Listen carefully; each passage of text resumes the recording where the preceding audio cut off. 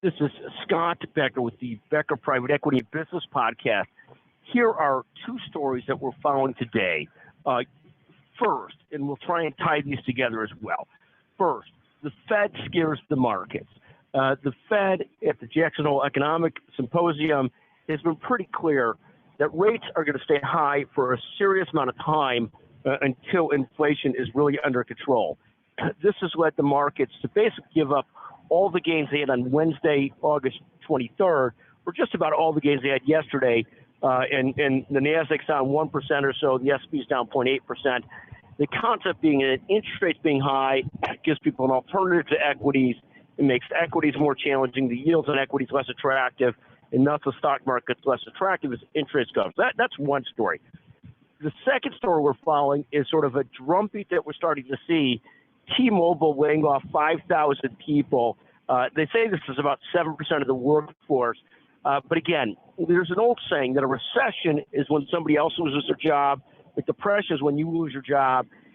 We're starting to see more and more of this drumbeat of layoffs. I'm hearing from more and more people that are trying to find jobs, and we're trying to refer them to people. We're talking to very smart young graduates. We're talking to others that are much more advanced in the workplace, in being in the workplace for a couple of decades. Then we're talking to people that have been out for a few years. And one of the things we're seeing across the sort of spectrum is more people being laid off. So you look at these issues, and then you look at sort of on top of that, more economic stress. You've got more people with credit card debt, home equity debt, other kinds of debt that are all okay as long as you've got an emergency fund and as long as you've got a job.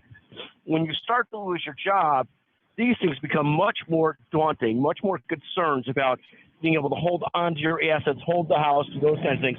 So very scary. So those are two stories we're following today.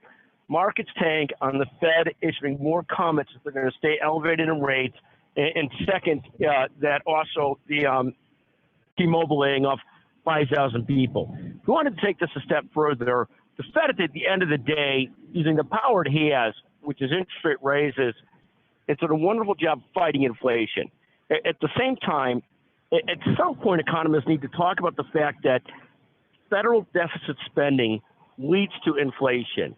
And we can't be in a spot where federal deficit spending is so bad, it leads to so much inflation that the Fed needs to raise rates so bad that they choke the economy. You sort of, in the ideal world, we get some equilibrium. We get largely out of deficit spending and reduce that deficit spending by a huge amount. And thus the Fed doesn't have to work so hard. It's like they're fighting Congress to try and bring inflation down and having to raise rates to do so. Every $1 trillion in Fed deficit spending is probably worth 3% of inflation. So if you got rid of the Fed deficit spending, of course we're all too addicted to it, then we would be in a spot where the Fed could have rates at a reasonable level, which would also allow business to flourish. At some point, we've got to get back to the equilibrium. This isn't Powell's fault. This is Congress's fault. We got to figure it out.